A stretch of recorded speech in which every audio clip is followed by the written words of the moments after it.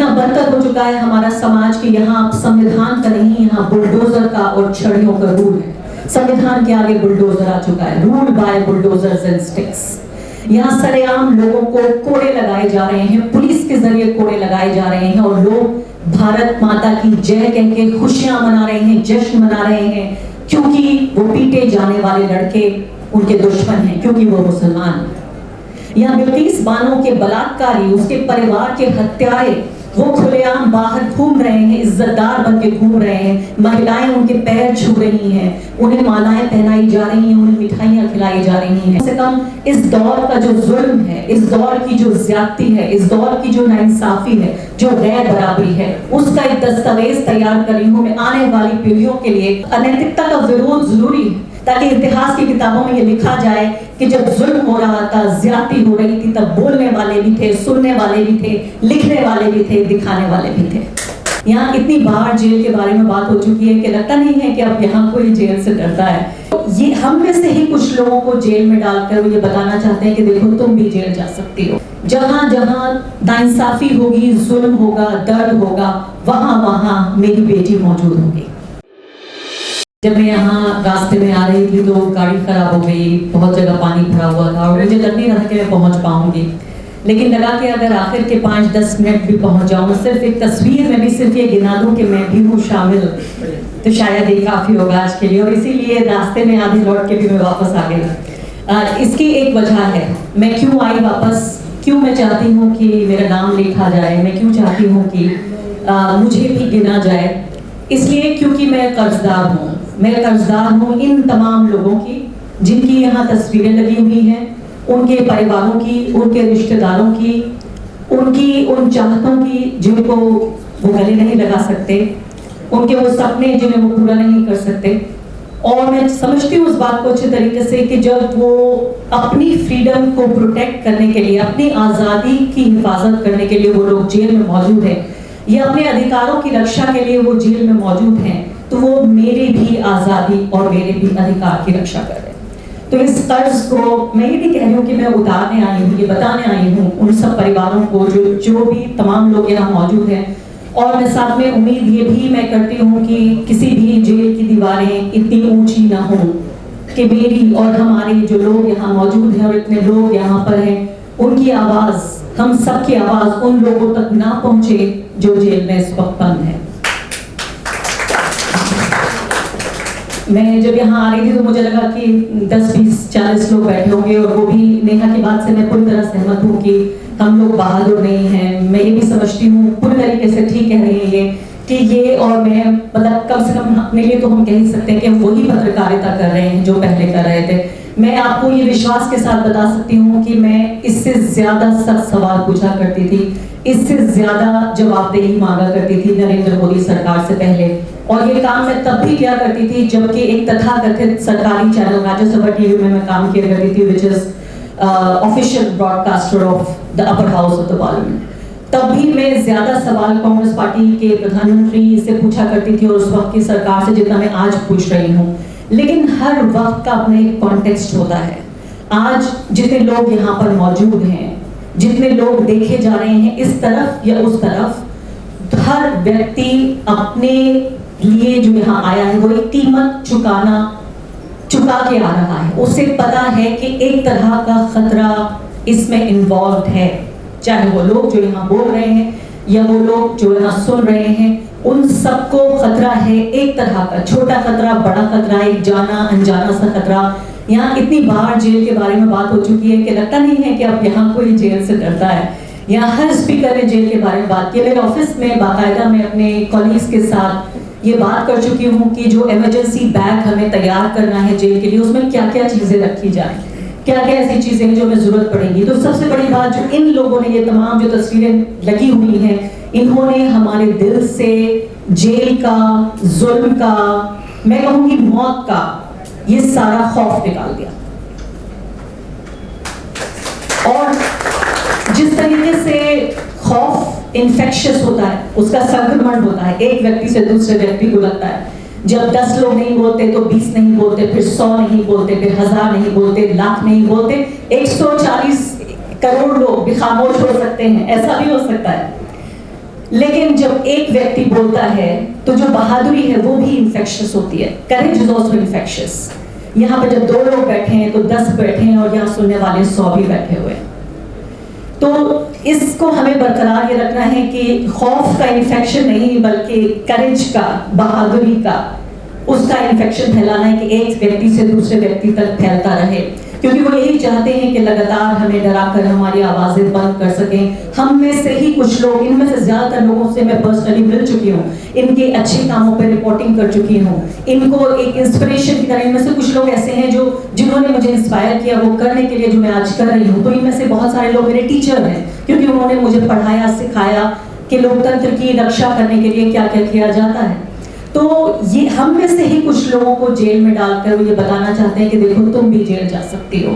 और जिस तरह से भी बंदू कह रही थी, बिल्कुल ठीक बात है उनकी, कि अभी तक मुझे कभी कल परसों भी एक इंटरनेशनल ऑर्गेनाइजेशन का फोन आया कि आपके साथ ट्रोलिंग होती है तो आपको कैसा लगता है। मैंने कभी trolling is so 2019 in 2020 trolling is something that I don't even care for। अभी रिसेंटली पिछले हफ्ते ही मेरे परिवार में से ही एक माइनर की तस्वीर, उसका वीडियो वायरल किया गया ट्विटर पर। यानी मैं अपने ऊपर तो सह लेती हूँ जो भी कुछ ये कहते हैं, ग्राफिक डिटेल्स वो भेजते हैं कि क्या क्या मेरे साथ प्लान करना चाहते हैं, लेकिन मेरे परिवार में एक माइनर की तस्वीर नहीं, उसका वीडियो वायरल किया गया अपने पॉलिटिकल पर्पसेस के लिए। ये क्राइम है, इट इज अ क्राइम कि माइनर की तस्वीर। लेकिन मुझे इतना कॉन्फिडेंस नहीं है कि मैं पुलिस के पास जाऊंगी और पुलिस एक्शन लेगी। मुझे पता है कि पुलिस, ये पूरी जो सरकारी मशीनरी है, ये किसके लिए काम कर रही है। मैं इससे ज्यादा खौफजदा हूँ कि अभी ये ट्विटर पे वायरल हो रही है, अब जाके मैं ये डिटेल्स पुलिस को भी सौंप दूं कि देखिए ये मेरे परिवार का हिस्सा है, देखिए इसका ये नाम है, इसकी उम्र है, ये इस जगह पढ़ती है या पढ़ता है। और इसलिए आप लोगों के सामने भी यहाँ नहीं कह पा रही हूँ, लेकिन जो उसकी कीमत है वो इतनी ज्यादा हो चुकी है कि सहना, कभी कभी ऐसा लगता है कि when I think I have been able to develop a thick skin, they go even lower, they go deeper, they go beyond me। even उन लोगों तक भी पहुंच गए हैं जो मेरे परिवार का हिस्सा है, मैं जिन्हें चाहती हूँ, जो मेरे बहुत नजदीक है। जिन लोग यहाँ पर हैं उनके परिवार वालों को मैं 1-2 बातें बताना चाहती थी, शेयर करना चाहती थी कि यहाँ हम लोग जो बैठे हुए हैं, इसके अलावा ऐसे बहुत से लोग हैं जो आपने और आपके परिवार के लोगों ने, उमर खालिद सैफी, इतने सारे नाम मेरे लिए लेना भी बहुत मुश्किल है। इन तमाम लोगों से कितना इंस्पिरेशन लेते हैं। मैं भी पिछले महीने उड़ीसा गई थी, वहाँ कंधमाल जो राइट्स विक्टिम्स हैं उनके परिवार आए हुए थे। 12-13 साल गुजर चुके हैं, वो लोग अभी भी इंसाफ की आस में आए हुए थे। आप यकीन जानिए, आप में से हर एक का, ज्यादातर का नाम लेकर वो उड़ीसा के लोग ये कह रहे थे कि हमारा मैसेज पहुंचा दीजिए कि जब वो लोग जेल में हैं तो वो हमारी लड़ाई भी लड़ रहे हैं। तो जहां जहां जुल्म है, जहां जहां, मुझे नताशा नरवाल के पिता की याद आ रही थी, उनका एक इंटरव्यू में सुन रही थी और उनकी मौत से कुछ ही दिन पहले मेरी उससे फोन पे भी एक लंबी बातचीत हुई। तो उन्होंने एक बड़ी प्यारी बात कही और मुझे, जब मैं उड़ीसा में थी तो मुझे ये इस बात का अंदाजा हुआ कि कितनी सच्ची बात है। उन्होंने कहा कि जहां जहां नाइंसाफी होगी, जुल्म होगा, दर्द होगा, वहां वहां मेरी बेटी मौजूद होगी।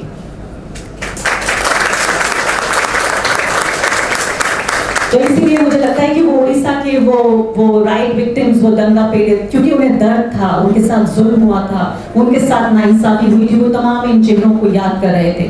सिर्फ फर्क इस बात का है कि जेल की दीवार के उस तरफ और इस तरफ ये दुनिया जिसको बेहतर बनाने के लिए इन लोगों ने इतनी कुर्बानी दी, जिनके लिए अपनी आज़ादी को गिरवी रख दिया। मैं ये नहीं कहना चाहती हूँ कि उनकी आज़ादी खत्म हो चुकी है, मैं कहूँगी कि कुछ दिनों के लिए गिरवी रख दिया गया है। जिन्होंने अपनी आज़ादी को गिरवी रख दिया, वो दुनिया और वो देश पहले से ज्यादा, उनके जेल जाने से पहले से ज्यादा बदतर हो चुकी है। हमारे आसपास का समाज इतना बदतर हो चुका है, जहाँ एक दलित बच्चे को अपने टीचर के मटके से पानी पीने के लिए अपनी जान गंवानी पड़ती है। ये इतना बदतर हो चुका है हमारा समाज कि यहाँ संविधान का नहीं, यहाँ बुलडोजर का और छड़ियों का रूल है। संविधान के आगे बुलडोजर आ चुका है, rule by bulldozers and sticks. यहाँ सरेआम लोगों को कोड़े लगाए जा रहे हैं, पुलिस के जरिए कोड़े लगाए जा रहे हैं और लोग भारत माता की जय कह के खुशियां मना रहे हैं, जश्न मना रहे हैं, क्योंकि वो पीटे जाने वाले लड़के उनके दुश्मन हैं, क्योंकि वो मुसलमान हैं। यहाँ बिल्किस बानो के बलात्कारी, उसके परिवार के हत्यारे वो खुलेआम बाहर घूम रहे हैं, इज्जतदार बन के घूम रहे हैं, महिलाएं उनके पैर छू रही हैं, उन्हें मालाएं पहनाई जा रही हैं, उन्हें मिठाइयां खिलाई जा रही हैं। ये भी समाज में जब हो रहा है जब वो लोग जेल में हैं। तो मैं एक माफी के साथ ये भी कहना चाहती हूँ कि शायद इन तमाम लोगों की जो एक जंग है, जो बैटल है, वो हम लड़ नहीं पा रहे हैं ठीक से।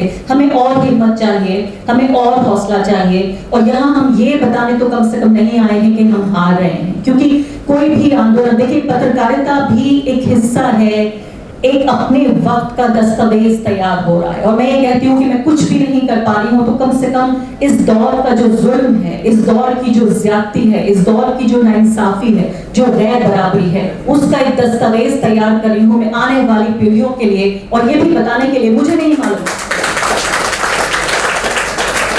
कि हम जीतेंगे या हारेंगे, मुझे नहीं मालूम, क्योंकि कोई भी जो आंदोलन की शुरुआत होती है या कोई भी जो असहमति का एक जो एक्सप्रेशन होता है, उसकी कोई गारंटी नहीं होती कि हम जीत जाएंगे आज से 100 साल बाद। जब शाहीन बाग की औरतें सड़कों पे आई थी तो उन्हें ये मालूम नहीं था, जब किसान साल 1.5 साल सड़कों पे रहे तो उन्हें ये कोई गारंटी नहीं थी कि उनका ये आंदोलन कामयाब होगा। लड़ाई इसलिए जाता है क्योंकि लड़ना जरूरी है, लड़ाई इसलिए जाता है क्योंकि अनैतिकता का विरोध जरूरी है, ताकि इतिहास की किताबों में ये लिखा जाए कि जब जुल्म हो रहा था, ज्यादती हो रही थी, तब बोलने वाले भी थे, सुनने वाले भी थे, लिखने वाले भी थे, दिखाने वाले भी थे।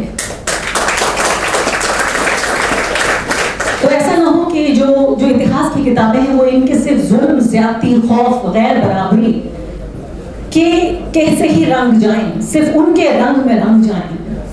हम ये नहीं चाहते कि इतिहास की किताबें सिर्फ भगवा रंग में रंग जाए, हम चाहते हैं कि उसमें सारे रंग शामिल हो, उसमें तिरंगा सबसे ऊपर हो, और इसीलिए बहुत जरूरी है। और ये जब कीमत की बात हो रही थी तो आपके साथ ये भी शेयर कर लेती हूँ, कई बार ये भी बात होती है कि कीमत कई तरह की होती है। अभी हाल ही में एक अजीब सा, मैं कहूँगी, एक ऐसा जख्म लगा कि बिल्कुल मेरे परिवार के, एक मेरी ही फैमिली में, नाम नहीं लेना चाहती, रिश्ता भी नहीं बताना चाहती, वो बदनाम हो जाएंगे।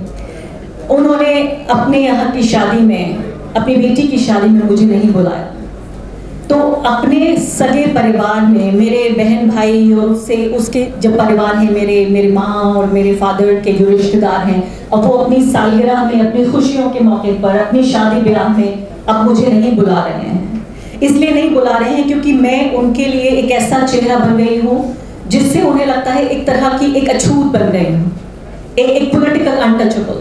एक पॉलिटिकल अनटचेबिलिटी तो सह ली जाती है, लेकिन सोशल अनटचेबल, एक तरह का सोशल ऑस्ट्रेसाइजेशन। और वो ना बुलाने वाले लोग वो नहीं है जो इस सरकार के एजेंडे से सहमत हैं, वो इस पार्टी को वोट भी नहीं देते हैं। और मैं साफ साफ कहूँ कि वो इस्लाम के मानने वाले मुसलमान लोग हैं।